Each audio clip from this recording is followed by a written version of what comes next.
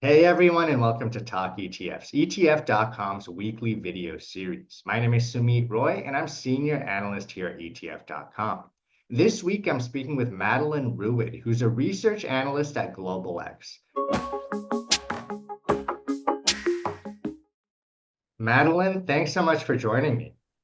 It's great to be here. Thanks for having me, Sumit. Absolutely. So you recently launched this really interesting ETF, Madeline. It's called the Global X U.S. Electrification ETF. Can you tell us the thesis behind this fund? Yeah, definitely. So the Global X U.S. Electrification ETF, ticker ZAP or ZAP, it seeks to provide investment exposure to companies that stand to potentially benefit from electrification and a rising electricity demand here in the United States.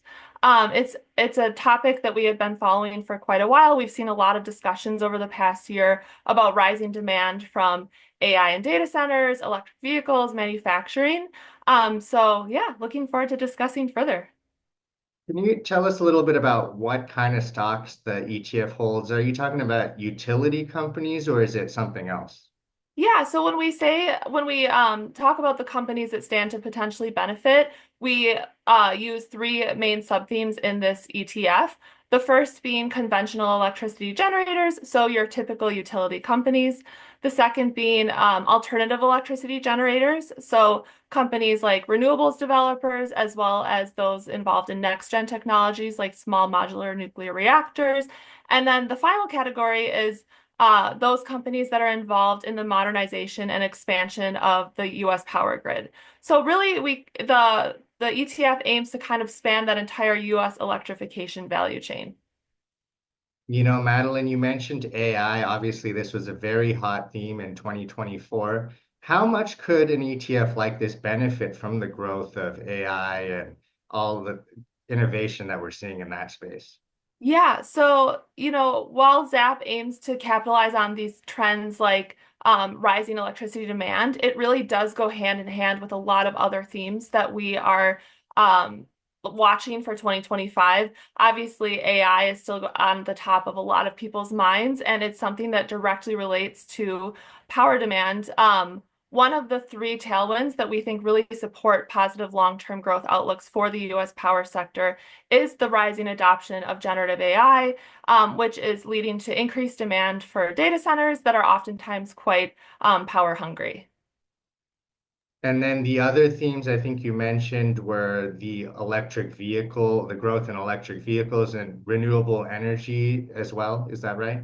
Yeah, so the other two tailwinds are the growth in electric vehicles. We're already seeing the rising use of electric vehicles here in the US, and there's expectations for continued market penetration for EVs.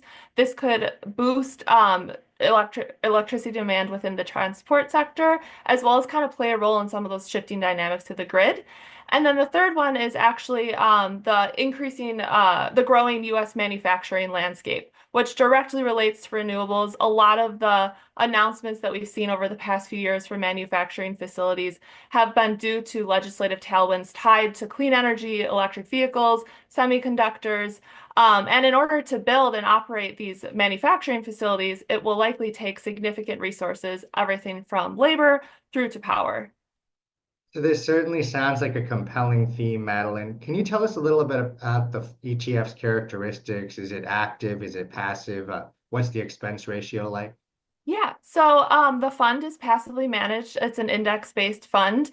It's 50 basis points for the expense ratio, and it follows the three sub-themes that we mentioned being conventional electricity generators, alternative electricity generators, and grid infrastructure and smart grid technology companies as well. Um, in terms of its construction, so since we are focusing on the United States, in order to be eligible for inclusion, companies have to generate at least 50% of their revenue from the United States. And then there's various revenue thresholds as well for those three sub-themes. So for example, for conventional electricity companies, they must generate at least 75% of their revenue from the generation and distribution of electricity from traditional power sources to their customers. And it's a 50% threshold for alternative electricity generation. There are just varying thresholds because we were really aiming to provide that pure play nature for the fund and also aiming to provide balance across the three sub-themes. Fantastic. Well, a really interesting ETF, Madeline. We're going to be keeping a close eye on it. Thanks so much for your time. Thanks for having me.